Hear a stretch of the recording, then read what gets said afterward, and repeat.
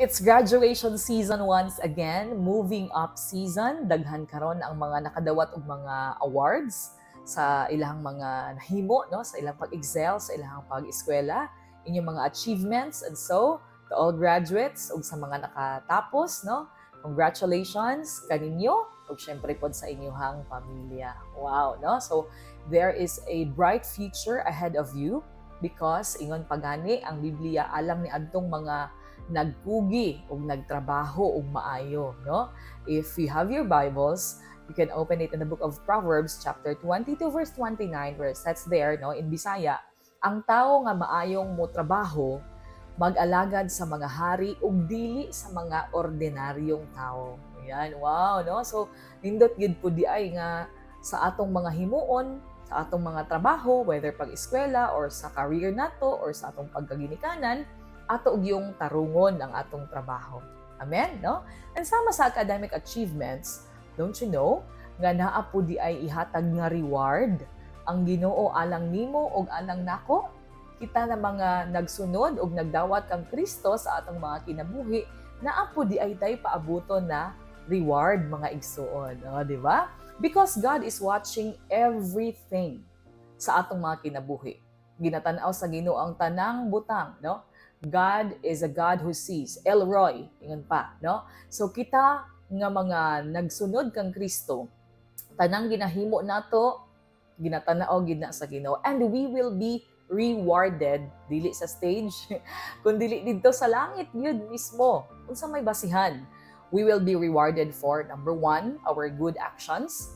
Number 2, sa atong speech, kanang manggawa sa atong mga baba, sa atong thoughts. Number 3, sa atong mga ginahuna-huna. Bisag dili mo gawa sa imong baba, pero hugaw tag huna-huna, agwe. Tanawon po dahil na sa Ginoo. Atong character, atong kinaiya, atong mga batasan, no? O ingon man ang atong mga maayong desisyon. Hatagan po dahil tag-reward sa Ginoo pag-abot sa panahon. Also, we will be rewarded for our generosity. Manghihatagon ba ta? Ang atong mga sakripisyo, nagsakripisyo ba ta? And we will also be rewarded, no? Kung gihigugma ba nato ang atong mga kaaway, no? Do you love your enemies? Gisugo ra ba ta, no, to love our enemies? And if wala ka ni give up, taliwala sa mga pagsulay o pagkuso-kuso sa kinabuhi, my friend, congratulations, you will be rewarded in heaven. We will be rewarded, of course, if naatay nadala ng mga kalag diha kang Jesus Christ. Amen. And we will be rewarded for kana bang pagbarog nato taliwala sa mga persecutions kung kita mga nagpailang Kristohanon, niya makadawat gid tag persecutions as believer of Jesus Christ, niya biay-biayon ta, niya ingon ta Jesus, alive do. Sige lang, ayaw lang paghimo og daotan, no? Because God is watching it all and He is going to reward it all. Because in time, after this life, no, sa kalibutan, we will be judged. Because pag abot sa panahon, humaniining kalibutan, all of us will be judged. Hukman tang tanan. Sama sa eskwelahan, hukman ta pag abot sa graduation kung nagtarong ba tag eskwela or wala. Mao nga kung wala ta nagtarong og studio, di ta magsulod sa klase, kasi tag absent, of course, dili man gyud ta maka-graduate, no? So mobalik gyud ta. Same is true, no? When we talk of judgment of the Lord Jesus Christ. But of course, to make things clear, kini na mga reward nga gisaad sa Ginoo, wala ni siya kalabutan sa atong kagawasan. Because we can go to heaven even without these rewards, no? Bisag wala tay reward, makagraduate gyapon ta. No? Sama po na sa langit. Bisag wala tay reward, makagraduate gyud gyapon ta or makasaka, makasulod gyud gyapon ta sa gingharian sa Ginoo if we have faith in Jesus Christ alone. That Jesus has died for us and has resurrected, no? Nabanhaw si Kristo and now He is sitting at the right hand of the Father. If we believe that, og dili ta magsalig nga natay maayong gihimo sa tong kinabuhi maong malangit ta, if we believe only in Jesus Christ, we will be in heaven. So see you in heaven, no? But the Bible also is clear that God will give rewards to those faithful Christians according to our good works. Because we know that when we became a Christian, nausab ang atong kinabuhi, unya normal ug natural gyud sa usa ka Kristohanon nga mohimo gyud siya maayo tungod kay naa man siya Kristo. Kay dili naman ta pareho sa una, no? By God's grace, by the process of sanctification, hinay-hinay na usab ang atong mga kinaiya ug hunahuna, no? And so, di ay mga igsuon, i-reward man pud di ay ta pag-abot sa panahon. I-reward ta sa Ginoo pag-abot sa the second coming of Jesus, i-reward pud di ay ta. So, aren't you excited? Dili ba ka excited na human nimo ning graduate diri sa elementary or high school or college? Dito gid ay sa langit ang the best jud, no, na commencement exercises mga igsoon. So unsa man ning mga rewards, di ba? If you look at the Bible in the book of Luke chapter 6 verse 35, it says there, love your enemies, do good to them, lend to them without expecting to be repaid. Then your reward from heaven will be great. And in the book of Matthew chapter 10 verse 42, sa Cebuano version, ingon dito, og si bisan kinsa nga muhatag bisag usa lang ka basong tubig ngadto sa labing ubos nako nga tinun-an tungod kay ako kining tinun-an, okay? Kana nga tawo makadawat gayon sa iyang ganti. Oh, di ba? It's as if Jesus is saying ba na, ops, ikaw, itabang ka sa akong mga tinun-an, okay? Tagaan nimong tubig, itabangan nimo, okay, check. Recorded.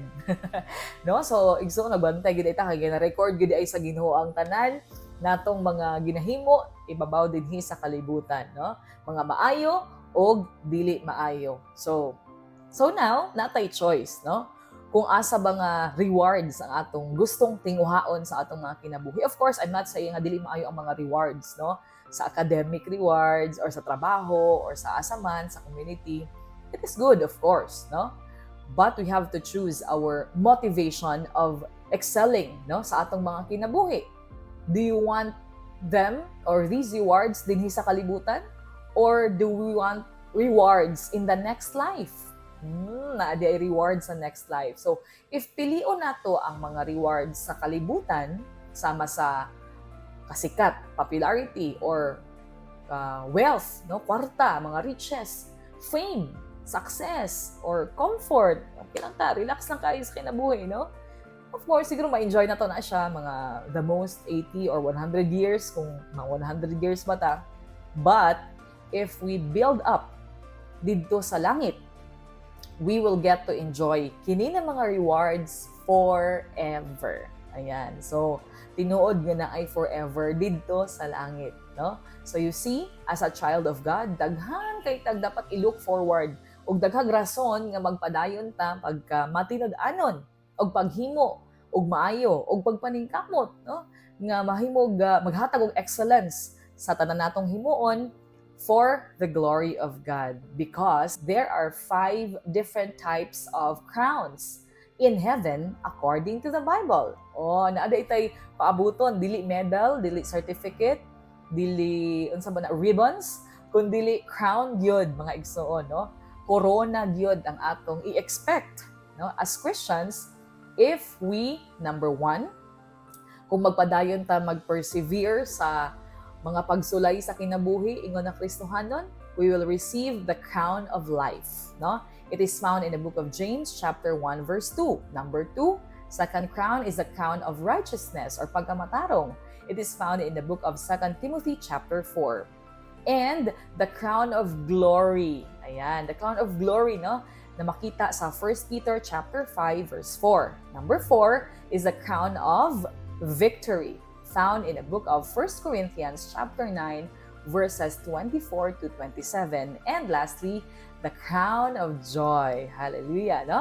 Found in the book of Thessalonians chapter 2 verse 19. Now, question, nga naman nga ang Kristohanon kinahanglan i-pursue jud niya kini na mga crowns in heaven, kining 5 crowns in heaven. Unsa may rason nga pwede naman di ay, no, nga malangit man day hapon tagwa tay mga rewards dito sa langit. So unsa may rason ngano nga maningkamot man ta as Kristohanon nga makakuha og corona pag-abot sa langit, no? As followers of Jesus Christ. Though again, it is not a prerequisite, no, para makasulod ta sa gingharian sa Ginoo, but These crowns are evidence, mga ebidensya ni sa grasya sa Ginoo nga iyang gihatag kanimo ug kanako sukad nga kita misubmit ug giila nga personal Lord and Savior si Jesus Christ sa atong mga kinabuhi. Kini na mga corona or mga crowns or mga rewards dito sa langit, mao ni siya ang mahimong rason or hinungdan nganong magpadayon ta pagka matinud-anon dinhi sa kalibutan while wala pa nagbalik si Jesus Christ, and to remind ourselves that it is only through God who gives us successes and goodness in life, and not because kay naning kamuta or mga maayo ta na mga Kristiyanon or mga tao. So that is our motivation, because we know that we only rely on the grace of God. Mao na ipursugid na to ang kining mga crowns, no? Kanindot lang, di ba, sama sa mga graduating students na pag mo graduate ta, di ba, katong na-remember nako elementary, high school ug katong college ko, naka-receive kog mga awards sa ako ang pagka-estudyante, gihatag nako sa akong mama ug sa akong papa. And then nakita nako nga malipayon kaayo sila. And I believe, no, as a child of God, maupod na ang bation sa atong amahan dito sa langit. And ang motivation man pud nato is dili ora maghinambog ta sa mga classmate ta mas maayo ta. But for me personally, when I excelled during sa ako ang mga pag-eskwela na mga panahon in my academic days, ang motivation nako is to give back to my parents, no, ang ilang mga sacrifices, o to express my love and respect and honor sa ilaha, nga gi-honor na akong ilang mga paghago para sa ako o sa among mga igsuon, no? Among mga magsuon tungod sa ilahang gugma kanamo. So, I believe that motivation really matters, no? Yes, we could receive mga awards sa kalibutan, no, mga achievements, but the question diha, especially if you are a Christian, is unsa gyoy imong motivation. And my friends, I believe that it is always good to pursue excellence with the right motivation. And that is to glorify the Father in heaven, because grace is always available through Jesus Christ, and the Holy Spirit will surely empower us to do great things for God's glory.